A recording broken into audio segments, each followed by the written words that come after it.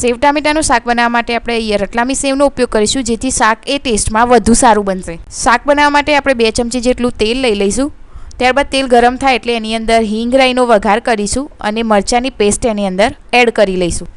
મરચાંની પેસ્ટને આપણે થોડીવાર સાતળીશું, જેથી આપણા શાકનો ટેસ્ટ એ સારો આવશે. હવે આપણે આની અંદર ટામેટાની પેસ્ટ એડ કરીશું. અહીંયા અમે ટામેટાની અંદર કોથમીર ક્રશ કરીને નાખેલી છે. જો તમારે ના નાખવી હોય તો તમે પાછળથી પણ એડ કરી શકો છો.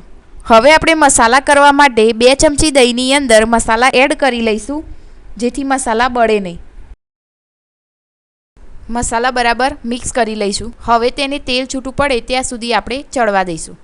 ગ્રેવીને પતલી કરવા માટે આપણે એની અંદર જરૂરિયાત મુજબ પાણી એડ કરીશું. પાણી થોડું બળી જાય એટલે આપણે એની અંદર રતલામી સેવ એડ કરી લઈશું.